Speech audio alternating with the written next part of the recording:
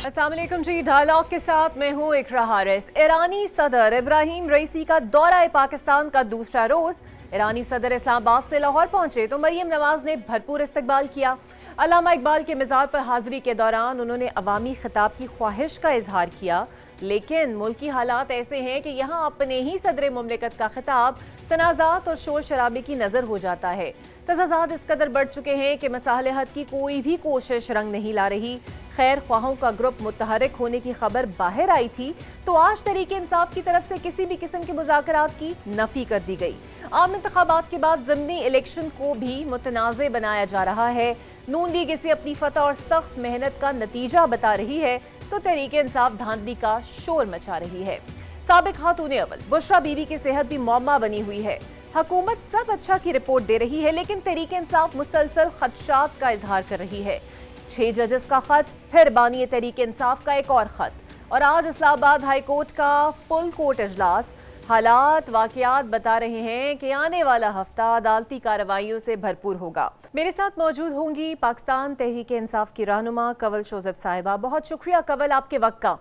हुकूमत कहती है कि बुशरा बीबी को मामूली गैस्ट्रो की शिकायत है, जिसकी रिपोर्ट भी मंजर आम पर आई है। दूसरी जानिब कल रात बनी गाला में एक एम्बुलेंस भी बुलाई गई और कुछ डॉक्टर्स ने चेकअप भी किया, और इतलात ये है कि आप उस वक्त भी बनी गाला के बाहर कुछ रहनुमाओं के साथ आप भी मौजूद थी। तो असल नौयत क्या है उनकी तबीयत की?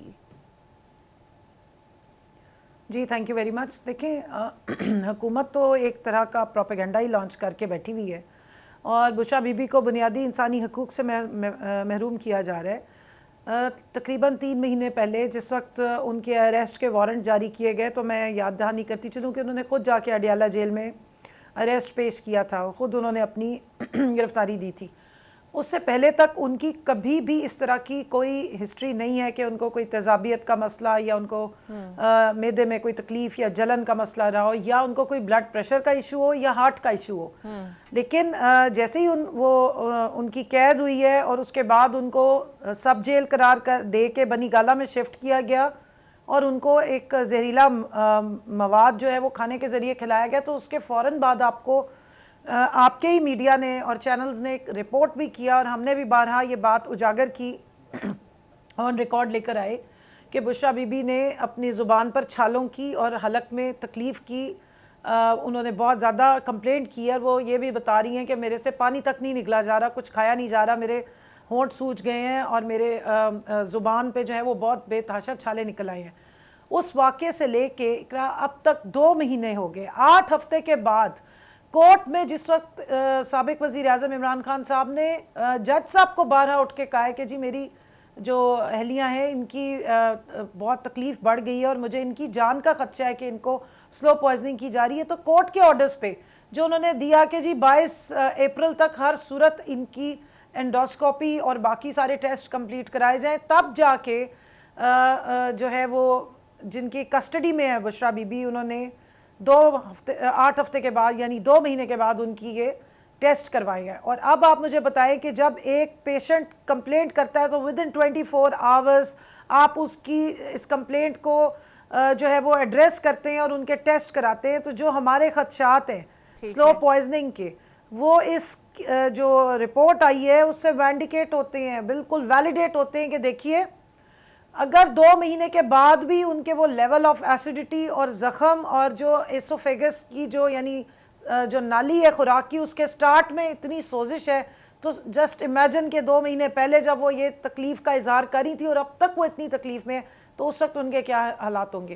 तो दूसरी बात मैं यहाँ पे ये कहना चाहती हूँ इकरा कि देखें ये जो केसेस बनाए गए हैं, जब साबिक इंटीरियर मिनिस्टर यानी वज़ीर दाखिला जो है राना सनाउल्लाह, जिसके दौर में ये केसेस बने थे, और 5 अगस्त को जिस वक्त इमरान खान साहब को अरेस्ट किया गया था उस वक्त वही इंटीरियर मिनिस्टर थे, शायद वो भूल गए हैं, तो उस टाइम पर वो आके अब कह रहे हैं कि जी अगर इमरान खान हमारे साथ बैठ जाएं, डील कर लें और NRO 2 दे दें या NRO दे दें तो ठीक है, फिर उन पे ये केसेस खत्म हो जाएंगे। तो आपको इसकी लीगल हैसियत का अंदाजा हो गया होगा। सही, तो अगर वज़ीर आज़म इमरान खान साहब, अच्छा तो मुझे ये बताइएगा, पॉलिटिकल टारगेटिंग करने के लिए बुशरा बीबी पे फेक केसेस बनाए गए, उसकी मद में अगर आप सोचें उनके ऊपर इतना बहिमाना तशद्दुद किया जा रहा है, उनको स्लो पॉइजनिंग की जा रही है, उनको सेहत के ये प्रॉब्लम्स और क्राइसिस उसके बाद शुरू हुए जब से वो अरेस्ट हुई हैं, तो आप अंदाजा लगा लें कि किस किस किस तो लेवल की एक्चुअली गैर इंसानी आप फिर हरकत मुझे है ये जो की जा रही बताइए, है। अगर राना सनाउल्लाह साहब ने गुज़श्ता रोज़ी में देख रही थी कहा कि अगर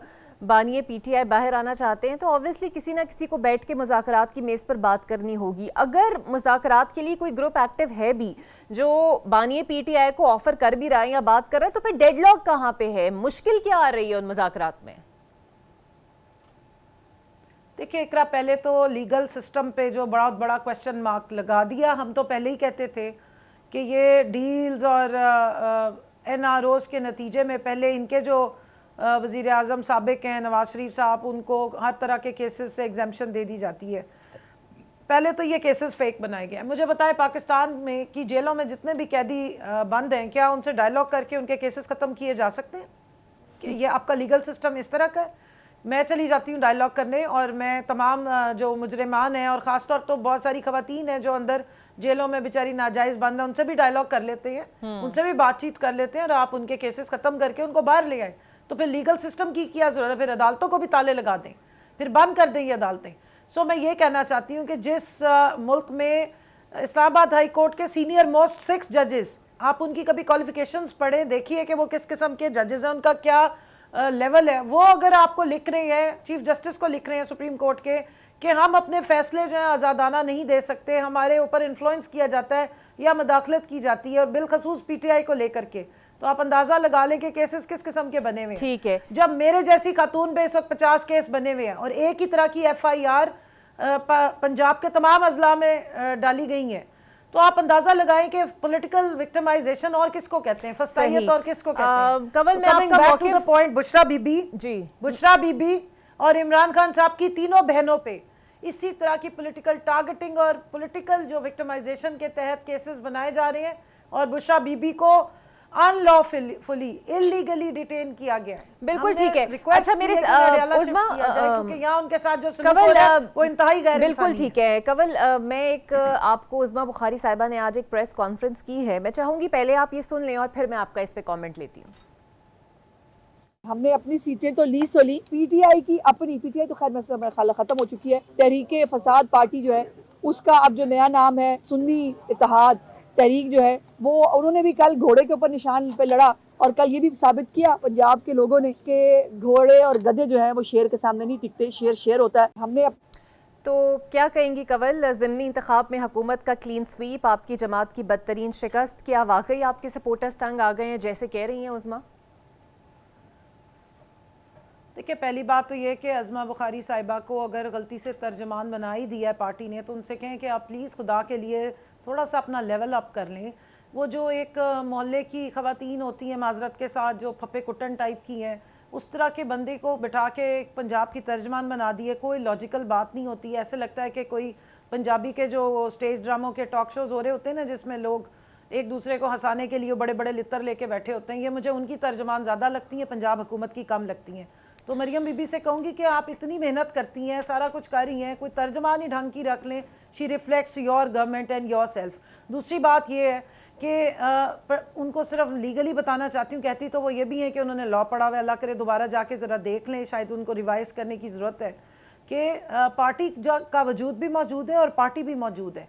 एक पार्लियामेंट्री पार्टी होती है और एक पॉलिटिकल पार्टी जो असेंबली के बाहर होती है, दोनों मौजूद है। पीटीआई असेंबली के अंदर भी मौजूद है, असेंबली के बाहर भी मौजूद है। अगर हमारे साथ शबो खून ना मारा जाता ना, और ये एक जो झूठा ड्रामा बना के हमारा बैट छीना गया और अब तक दोबारा दिया नहीं जा रहा है, तो फिर आपको पता लगता है कि पाकिस्तान में पूरी दुनिया में रिकॉर्ड बना है कि 150 से ज़्यादा के जो इंडिपेंडेंट के निशान पे लोग इलेक्शन लड़े थे, किस तरह आवाम ने जाके उनको ढूंढ के और वोट दिया है। तो अभी फ़िलहाल तो आपकी ना कैंपेन्स चली, और 16 रुपए की जो तंदूर की रोटी है वो एक बुर्की में लोग निवाले बना बना के खा के दिखा रहे हैं। टिकटॉक वाली पंजाब की जो सीएम साहिबा, उनको टिकटॉक पे ही जवाब आ रहे हैं। तो बराए मेहरबानी कोई कारकर्दगी पे, अपने अल्फाज के चुनाव पे और अपने स्टैंडर्ड पे थोड़ा सा गौर करें, कोई पढ़ी लिखी बातचीत भी कर लिया करें। ठीक है। अच्छा, आपके ख्याल में अगर हुकूमत चंद दिन की मेहमान है तो बेहतर नहीं है कि कुछ देर सब्र किया जाए और इस बात का इंतज़ार किया जाए कि हुकूमत अपने ही बोझ तले दब जाए, या फिर आपको लगता है कि सियासी मुखालिफिन को कड़ा जवाब देने के लिए मुल्क को हिजान में मुब्तला करना ज़रूरी और कंस्ट्रक्टिव अपोजिशन नहीं होनी चाहिए? देखिए इकरा, कंस्ट्रक्टिव अपोजिशन और कंस्ट्रक्टिव गवर्नमेंट्स दोनों मैटर करती हैं जमहूरियत में। मैं पॉलिटिक्स और जमहूरियत डेमोक्रेसी को पढ़ती रही हूँ, मैंने इसके ऊपर एमफिल में थीसिस लिखा हुआ है, तो मैंने दुनिया में कहीं इस तरह का डेमोक्रेसी का मॉडल नहीं पढ़ा जो इस वक्त प्रिवेलिंग सिचुएशन में है, कि इस तरह से जो जीतने वाली पार्टी हो या जिसको अवाम सेलेक्ट करें उनको जो है उन फोर्सेस के थ्रू रिजेक्ट कर दिया जाए जिन्होंने पहले ही सिलेक्शन कर ली हो। साड़ी गल हो गई है के हिसाब से, लेकिन उसमें भी थोड़ा चेंज आ गया। जैसे वो हमारी फ्रेंड सायरा बानो साहिबा कहती हैं, रिश्ता बड़े का लेने गए थे और पसंद छोटे वाली आ गई। तो अब खैर उसके बावजूद भी नून से शीन निकल आई है, उसके बावजूद भी हुकूमत तो इन्हीं की है ना। तो आप मुझे बताएं, इनके अपने लोग हैं, जावेद लतीफ़ हो गया, ये साबिक जो हैं इंटीरियर मिनिस्टर राना सनाउल्लाह हो गए, दानियाल अजीज़ बेचारे इनके एक बड़े ज़बरदस्त स्पोक्स पर्सन होते थे, उनकी वाइफ इलेक्शन लड़ के आया करती थी, बड़ी काबिल खातून है। इन सबको जिनको खुडे लाइन लगाया साबिक वज़ीर आज़म है शाहिद खाकान अब्बासी, ये लोग क्या कह रहे हैं? ये भी तो यही कह रहे हैं कि ये हुकूमत ज़्यादा दिन नहीं चल सकेगी। मुस्तफ़ा नवाज़ खोकर साहब हैं, वो कह रहे हैं हुकूमत नहीं चल सकेगी। इनके बहुत से ऐसे लोग हैं जो सेनेटर थे साबिक, जावेद साहब, उन्होंने कहा है कि ये हुकूमत नहीं चल सकती। अब्बासी साहब की मैं बात कर रही हूँ। क्यों? क्योंकि इस तरह की ब्लेटेंट धांधली के 17 सीटें आपके खाते में भी ना आई हो और आप हुकूमत बना के बैठ जाएं और अवाम की जो उमंगें हैं या अवाम की जो एस्पिरेशंस है उसके अगेंस्ट जाके सारे काम कर रहे हो, तो इस तरह की ना जमहूरियत चल सकती है, चाहे आप जो मर्जी उसका नाम रख दें। फस्तायत के बलबोते पे आपको कुछ अरसे तो बिठाया जा सकता है, लेकिन आप हुकूमत नहीं चला सकेंगे।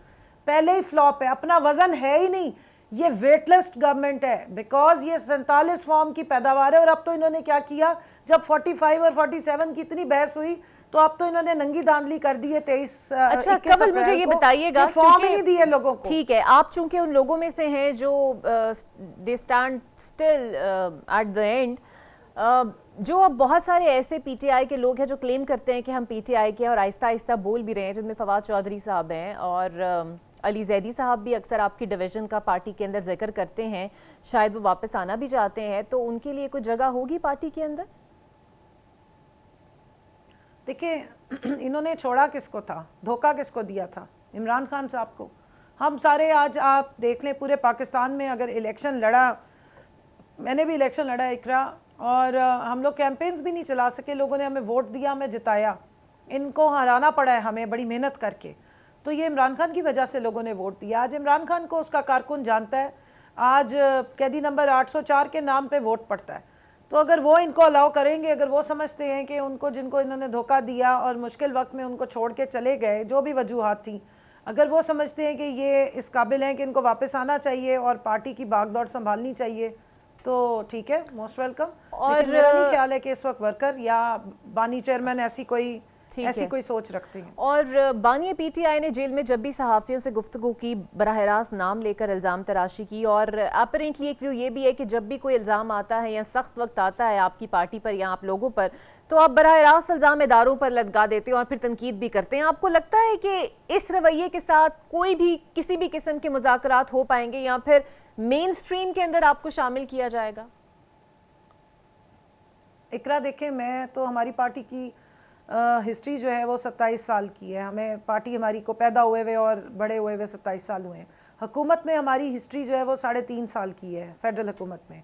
तो मेरा नहीं ख्याल है कि बानी जो चेयरमैन है उन्होंने कभी इस तरह से इल्ज़ामात लगाए हैं। उन्होंने तो स्ट्रेट फॉरवर्ड नाम 1-2 लोगों के लिए, और आज वो 1-2 लोगों में से जो पुराने लोग हैं वो तो आजकल आपके जर्नलिस्ट को बुला के कुरान पाक सामने रख के कस्में खा के अपने आप को मासूम पेश करने की कोशिश कर रहे हैं। लेकिन मैं आज एक और जर्नलिस्ट की ही ट्वीट देख रही थी, मैं यहाँ कोट करूँगी कि अगर आप अपनी धरती माँ से उठाए हुए ओथ के से हट सकते हैं, उस कसम को जो ये खाई जाती है कि जी हम किसी चीज़ में सियासत में मुदाखलत नहीं करेंगे, फिर भी इंजीनियरिंग करें, फिर भी रात को जब इनको फ़ोन जाए सियालकोट की सीट के लिए तो वो सीट चेंज हो जाए, राना सनाउल्लाह साहब की सीट चेंज हो जाए और सरगोदे की सीटें चेंज हो जाएं, और मतलब 5-5 दिन के बाद रिज़ल्ट्स आते रहें, और फिर उसके बाद जो क्यों निकाला की मुहिम थी वो हमने तो नहीं चलाई थी। उससे पहले वो जो जनरल मुशर्रफ साहब के ख़िलाफ़ जो पूरी मुहिम थी या बाद में थी, वो किसने चलाई थी?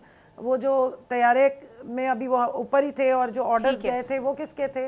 और जरदारी साहब की आप स्टेटमेंट्स चलाएं, तो हमने तो उस तरह की अपने इदारों को मलाइन करने की या इस तरह की इल्ज़ाम तराशी की सियासत नहीं की, लेकिन जो बात हक की है वो तो करनी है। और अगर अभी आप देखें जो बुशरा बीबी के साथ सलूक हो रहा है, जिनकी वो कहने पे या जिनकी वो कस्टडी में है वही रिस्पॉन्सिबल होंगे। मुझे बताएं, इमरान खान साहब की तीनों बहनों में से किसी एक का नाम बता दें, कोई सेनेट में गई हो, किसी ने एमएनए का इलेक्शन लड़ा हो, या रिजर्व सीट्स पे नॉमिनेट हुई हो, या एमपीए का इलेक्शन लड़ा हो। माशाल्लाह पूरे पाकिस्तान में हमारी हुकूमत रही है, हर सूबे में हमारे लोग जो हैं वो रिप्रेजेंटेटिव के तौर पे आए हैं। क्या उनकी बहनें इस काबिल नहीं है कि वो क्या अदी तालपुर से ज्यादा वो पढ़ी लिखी नहीं है? बिल्कुल, सियासी केसेस और इस तरह की किसी पे भी होना जायज़ नहीं है। आपका ये मौक़िफ़ दुरुस्त है और देखते हैं कि आगे जाकर ये सियासत किस रुख बैठेगी और कितना पीटीआई मुज़ाकरात में शामिल हो पाएगी। बहुत अव्वल आपका। और यहाँ पर नाज़रीन एक ब्रेक लेते हैं और हम एक ब्रेक के बाद में वेलकम बैक। और अब मेरे साथ मौजूद होंगे सीनियर सहाफ़ी हैं, तज्ज़ियाकार हैं मोहसिन बेग साहब। बहुत शुक्रिया मोहसिन साहब आपके वक्त का। सर, मुस्लिम लीग नून ने इलेक्शन में कामयाबी तो समेट ली है। इसे नून लीग की शानदार फतह कहा जाए या पीटीआई की बदतरीन शिकस्त कहा जाए? आपको समझते हैं कि 2002 से तरीके इंसाफ की जो 2022 से जो हवा चली है, अवाम उससे उकता गई है या फिर कोई और बात है? बहुत शुक्रिया जी। बेसिकली मेरा ख्याल में दोनों में से कोई बात भी नहीं है। होता बाई इलेक्शंस में मोस्टली यही है, जो गवर्नमेंट है मोस्टली वही इलेक्शन जीतती है। कभी कभार कोई ऐसा वेव चले या अपसेट हो तो उसमें अपोजिशन बाई इलेक्शन में विन कर लेती है। ऐसी सूरत में ना तो पीटीआई ने कोई इतना बड़ा लूज किया है। नेशनली पंजाब में गवर्नमेंट जो है वो नून लीग की है, फेडरल गवर्नमेंट नून लीग की है। पंजाब में लोगों का ये ट्रेंड है कि हुकूमतें वक्त के साथ जाते हैं, उनको ये अंदाज़ा होता है कि 5 साल अगर इन्होंने रहना है तो इन्हीं के साथ काम पड़ेगा। और जो दही इलाकों के लोग हैं वो तो मोस्टली हुकूमत के वक्त के साथ ही चलते हैं और उन्हीं को वोट डालते हैं। By election mostly almost set होता है और वो गवर्नमेंट के हक में जाता है। मेरे ख्याल में पॉपुलैरिटी का गवर्नमेंट का, और क्योंकि अभी तो बिल्कुल इनिशियल स्टेज पे है गवर्नमेंट, और ये कहना कि जी बहुत कोई उन्होंने ऐसे काम कर लिए हैं, वो वक्त बताएगा। अभी बहुत इनिशियली है, कोशिश गवर्नमेंट करेगी और कर भी रही है कि हालात जो हैं, स्पेशली मईशत के हालात जो हैं, उसको बेहतर किया जा सके। लेकिन थोड़ा टाइम लगेगा आपको उसके ऊपर एनालिसिस करने में कि इनकी डायरेक्शन बेहतर है। वो बजट आने तक या बजट के बाद ही पता चलेगा। और तरीके इंसाफ नेचुरली अपोजिशन में है तो लोग बाई इलेक्शन में मोस्टली अपोजिशन को वोट नहीं करते। बिल्कुल ठीक। अच्छा बेग साहब, तहरीके इंसाफ एक मुसलसल दायरे के सफ़र में है। भानी पीटीआई नाम ले लेकर टारगेट कर रहे हैं शख्सियात को और अभी तक वो सिलसिला जो है वो जारी है। इस तर्ज़ अमल के साथ आपको लगता है कि कोई उनके साथ बैठ के मुज़ाकरात के लिए बात करेगा और शायद उनके लिए कोई राहें आसान हो पाएँ या वो बाहर आ पाएँ इस बयानिए के साथ? देखिए, मेरे ख्याल में जिन लोगों को वो मुज़ाकरात के लिए बुला रहे हैं और जिन पे इल्ज़ामात लगा रहे हैं, एक ही अदारा है, तो नेचुरली वो चाहते हैं कि जब वो उन पे इल्ज़ाम लगाते हैं ओपनली और सोशल मीडिया उसको बहुत हाईलाइट करता है इंटरनेशनली भी और लोकली भी, तो वो अंडर प्रेशर लाने की कोशिश करते हैं एस्टेब्लिशमेंट को कि हम मेरे साथ बात की जाए। लेकिन मेरे नॉलेज में ऐसा है कि शायद इनसे अभी कोई बात नहीं होगी और ये अपने केसेस फेस करें। अगर इनको अदालतें रिलीफ देती हैं तो कोई इशू नहीं है। अदालतें ऐसे ही फैसले कर रही थी जैसे अभी कर रही हैं।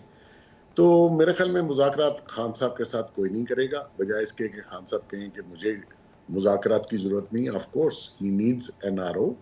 वो जेल में कुछ भी कहे कोई बंदा कि जी जेल में बड़ा कंफर्टेबल है, हालांकि उसको मौजूदा गवर्नमेंट ने और केयर टेकर्स ने बहुत ही कंफर्टेबल रखा हुआ है। ऐसा तो कोई कैदी रहता नहीं जैसे वो साहब रह रहे हैं।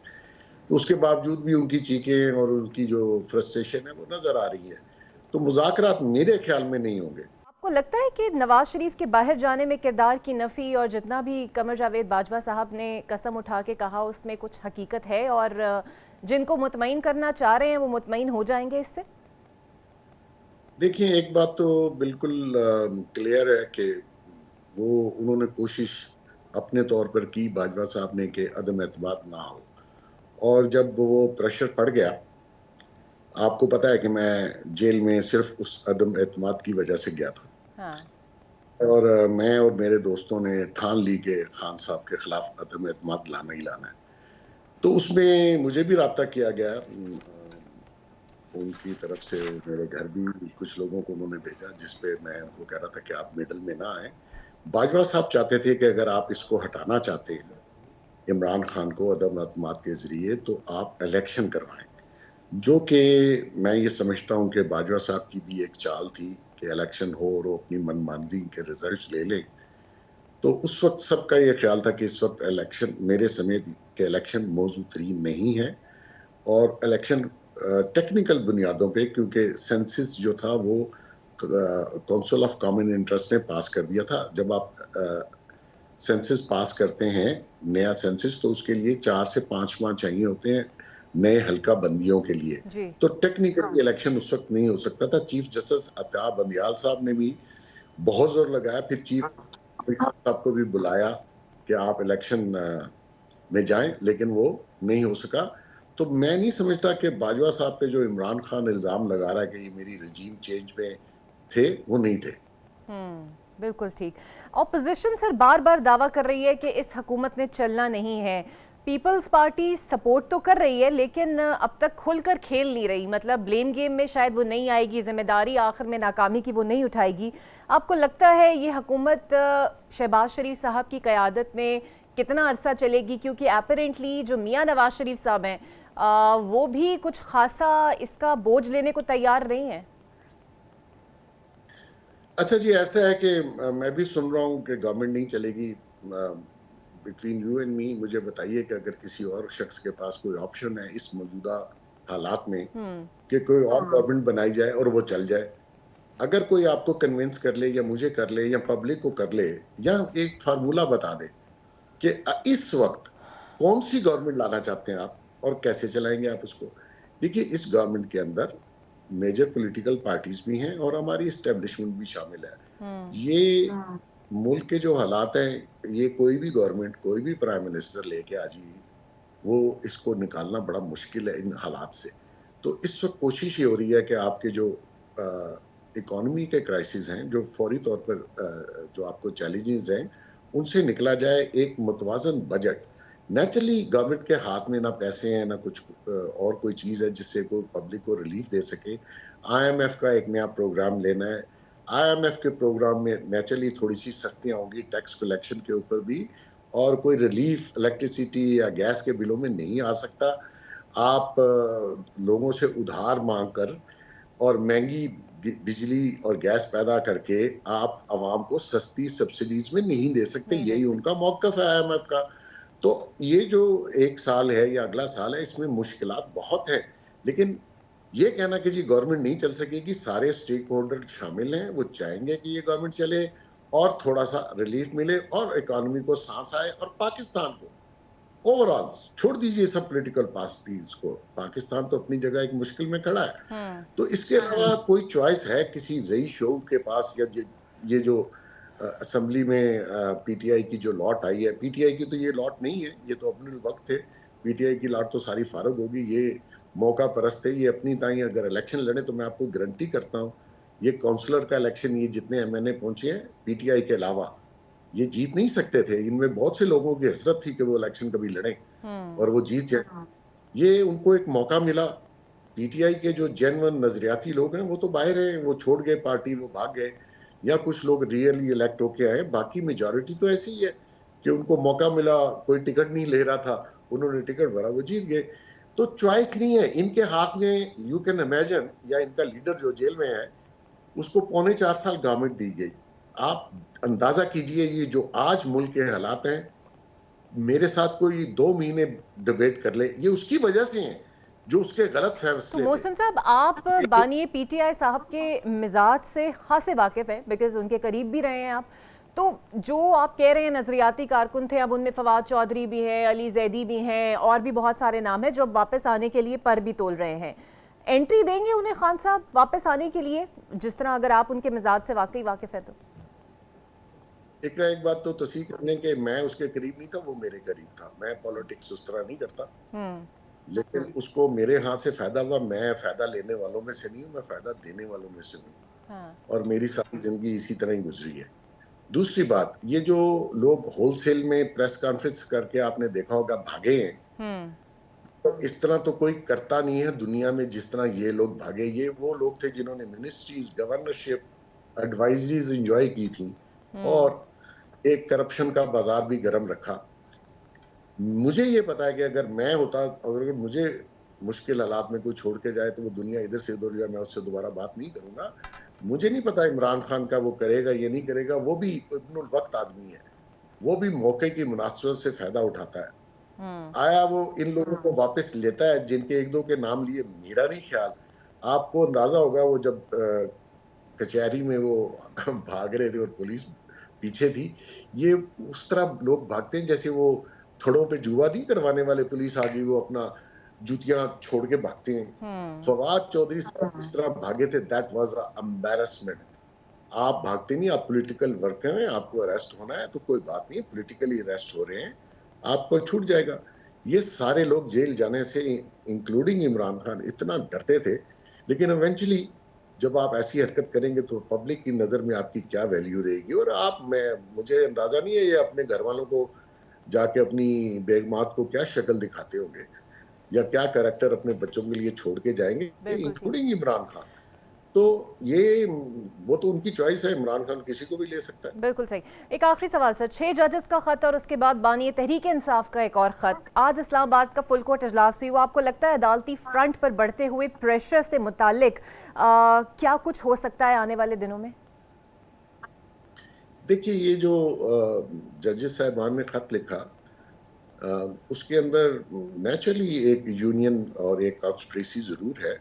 उन्होंने इल्जामात इंटेलिजेंस एजेंसीज पे लगाए या हुकूमत पे लगाए, तो खाली आपको भी पता है और उन जजों को भी पता है कि कोर्ट ऑफ लॉ में इल्जाम नहीं, प्रूफ भी चाहिए। कौन सा केस था जिसमें इन्फ्लुएंस किया, आप तारीख बताइए, कोई किसी कर्नल, मेजर या ब्रिगेडियर का नाम बता दीजिए। अगर ये 6 जजेस प्रूफ नहीं कर पाते कि क्या इन्फ्लुएंस था, हालांकि आप इनके सबके फैसले उठा के देख लीजिए और इनके अलावा भी जजेस के फैसले उठा के देख लीजिए, उन्होंने तो आइन से मुबर्रा फैसले किए। यही हाई कोर्ट थी, यही जजेस थे जिन्होंने टेरियन वाइट, जो उसकी बेटी है जिसको वो मानने के लिए तैयार नहीं है, उसका फैसला महफूज था और इन्होंने लीक कर दिया सोशल मीडिया पे। तो जो चीफ जस्टिस साहब हैं इस्लामाबाद हाई कोर्ट के, वो परेशान थे कि ये तो फैसला भी हमने महफूज किया था, ये रिलीज कैसे हो गया। दूसरा, ये जो बाबर सत्तार साहब हैं, जिनका जो मैंने सुना है कि ये तहरीर जो लेटर है ये उनका लिखा हुआ है, तो जो मर्जी इल्जाम लगाइए, लेकिन कोर्ट ऑफ लॉ में आपको प्रूफ चाहिए। जजेस को पता है कि प्रूफ के बगैर, मैं भी कह दूं जी मुझे इतनी थ्रेट्स आती हैं but we need a proof. तो अगर ये फुल कोर्ट में प्रूफ नहीं दे सकेंगे या पर्टिकुलर केस और नाम और जगह या दिन नहीं बताएंगे कि किसने इन्फ्लुएंस किया, हवा में तो बात होती है। अब सारी आईएसआई को तो आप मुद्दे इल्जाम नहीं ठहरा सकते ना, आपने पर्टिकुलर नाम लेना कि इस केस में ये इन्होंने। हालांकि आप माजी के केस उठाइए, खुदा की कसम, ये जो हमारी जुडिशरी 138 नंबर पे है वो बिला वजह नहीं है। वो इंटरनेशनल कम्युनिटी ने हमारी रेटिंग जो दी है, हमारे से नीचे 2 मुल्क हैं, मुझे तो उनके नाम भी नहीं आते, वो पता नहीं कौन से मुल्क हैं, लेकिन हम माशाल्लाह 138 नंबर पे हैं बुराई में।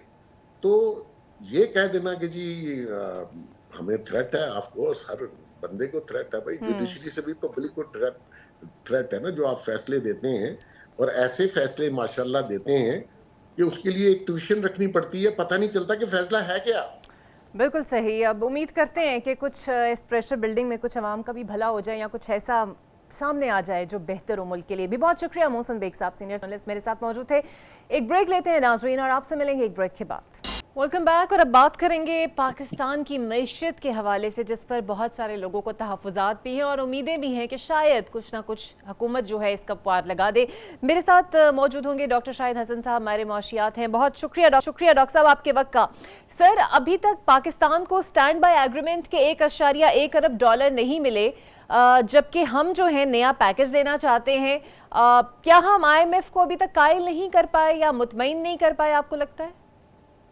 नहीं, मेरे ख्याल से हमें जो किस्त मिल जाएगी अगले चंद रोज़ में, इसमें किसी पाकिस्तानी को शुबा नहीं होना चाहिए, वो मिल जाएगी। और जो हम अगला कर्जे की बात कर रहे हैं वो भी इसलिए मिल जाएगा कि अमेरिका ये चाहता है कि पाकिस्तान को IMF के प्रोग्राम के अंदर रखें और IMF भी चाहता है कि हम उनसे कर्जा लें, उनके प्रोग्राम के अंदर रहें, क्योंकि जो अमेरिका पाकिस्तान से काम लेना चाहता है, अफगानिस्तान में इस वक्त मिडिल ईस्ट में भी क्राइसिस है, हमारी स्ट्रेटेजिक लोकेशन है, तो वो ये चाहते हैं कि हमें IMF के प्रोग्राम के रख के हमारी पॉलिसियों पर असरअंदाज हों। इसलिए मुझे तो इसका कोई शुबा नहीं है कि हमें पैसा मिलेगा। ठीक है डॉक्टर साहब, हमारे जो वजीर खजाना है वो ये कहते हैं कि कोई टैक्स एमनेस्टी स्कीम नहीं आएगी, बल्कि सबको अब टैक्स देना पड़ेगा। आपको लगता है पहले ही टैक्सेस की भरमार है, मजीद टैक्सेस लगने जा रहे हैं, लेकिन जो टारगेट असल होने चाहिए तबका, उसके लिए कुछ खास नजर आ रहा है आपको होता हुआ?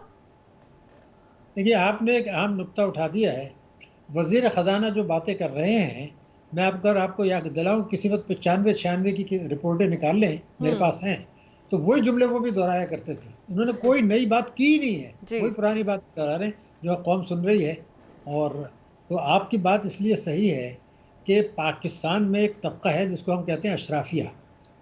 हुकूमतें उनकी मदद से इक़्तिदार में आती हैं, उनकी मदद से इक़्तिदार को तूल देती हैं, उनके मफादात का तहफ़्फ़ुज़ करती हैं, और वो ताकतवर तबकों से टैक्स लेना, मईशत को दस्तावेजी बनाना, काले धन को ख़त्म करना, प्रॉपर्टी की मालकियत को मार्केट के रेट पे लाना, स्टॉक मार्केट हो, प्रॉपर्टी हो, हर एक से टैक्स देना, उसके लिए वो तैयार नहीं है।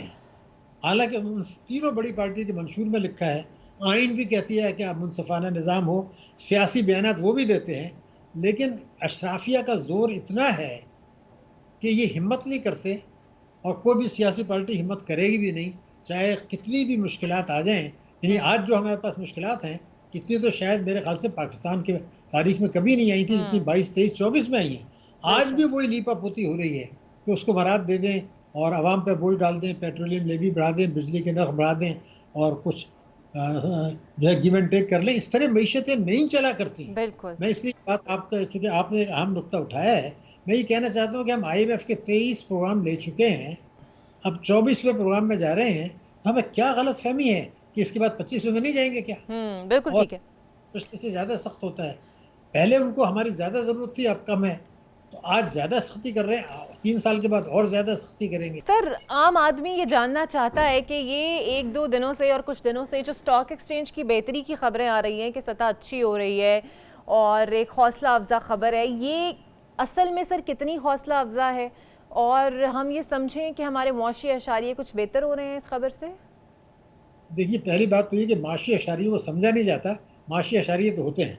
हाँ। मसलन मैं अगर आपको ये कहूँ, हुकूमत ने जो बताया है कि हमारी शरह नमू सुस्त है, हदफ से कम, हमारा बजट खसारा हदफ से ज़्यादा है, हमारी महंगाई हदफ से बहुत ज़्यादा है, हमारे तालीम और सेहत के अखराजात बहुत कम हैं, हमारी फॉरेन डायरेक्ट इन्वेस्टमेंट जो है वो गिर गई है। हालांकि हमने जो SIF से आए थे तो उनका तो बुनियादी काम ही यही था कि हम FDI लाएंगे।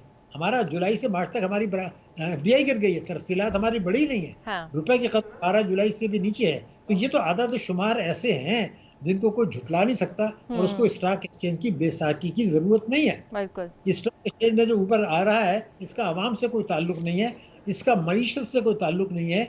ये जो है एक्चुअली मिसगाइड किया है निगरान हुकूमत ने, हमारे जो है वो मेरा ख्याल है आर्मी चीफ को भी, और उनको ये बता दिया जो आपने कहा कि जी अगर स्टॉक एक्सचेंज को हम ऊपर ले जाते हैं तो ये मईशत की सर, तो बेहतरी की दलील वो जो दिखाया जा रहा है सर कि 2017 से पहली बार एक रोज में $2.30 की जो सरमायाकारी हुई है स्टॉक मार्केट में, जो तारीखी सरमायाकारी है, वो भी आपको हेर फेर ही लगता है या वाकई हुई है और चीजें स्मूथ है? देखिए, अभी अगर मैं आपको बताऊं कि पिछले चंद महीनों में 2 दिन ऐसे हुए जबकि तमाम अखबार ने लिखा स्टॉक एक्सचेंज खून में नहा गया। क्या भूल गए? वो हुआ क्या है मैं आपको बता दूं। 21-22 में जो है बेतहाशा बरात दी गई थी ताकतवर तबकों को, और मैं आपको रिकॉर्ड पे बता रहा हूँ 22, 23 और 24 जी, ये 24 के 3 माह, इसमें पाकिस्तान में ताकतवर तबकों ने, कारपोरेट इदारों ने, बैंकों ने जितनी दौलत कमाई है ये पाकिस्तान की तारीख में कभी नहीं कमाई, और कोई इसको इनकार नहीं कर सकता कि ये गलत है। यानी जब मईशत तबाह हो रही थी, जब मईशत दिवालिया की बातें कर रहे थे, तब उस वक्त जो है वो ये दौलत लूट रहे थे, और इसमें हुकूमत भी शामिल थी, इसमें स्टेट बैंक शामिल था, FBR भी था, तो उसकी वजह से कुछ इम्पैक्ट है। लेकिन असल इम्पैक्ट ये है कि हमने ये कह दिया जी $125 अरब की सरमाएदारी आएगी, जो आने वाली नहीं है। लेकिन उम्मीद करते हैं सर, जिस तरह आप कह रहे हैं, अवाम तो यही चाहती है कि बेहतरी हो, मुआशी अशारिये बेहतर हो, IMF के चुंगल से हम बाहर निकलें, क्योंकि नस्ल दर नस्ल हम IMF पे फंसते ही चले जा रहे हैं, रास्ता निकलने का कोई नज़र नहीं आ रहा। बहुत शुक्रिया सर आपका। देखते हैं, कल वज़ीर आज़म शहबाज शरीफ साहब कराची भी पहुँच रहे हैं, वहाँ भी उनकी बिजनेस कम्यूनिटी से मुलाकातें हैं, कराची मौशी हब भी है। देखते हैं मामलात कितने बेहतर होंगे पाकिस्तान की मईशत के लिए, क्योंकि अब उनका सऊदी अरब का दौरा भी स्केड्यूल हो गया है और अहम सुना है कि मंसूबों पर मुआहदे वहाँ पर भी मुतवक्के हैं। मुझे इजाज़त दीजिए, कल होगी आपसे मुलाकात। अल्लाह हाफ़िज़।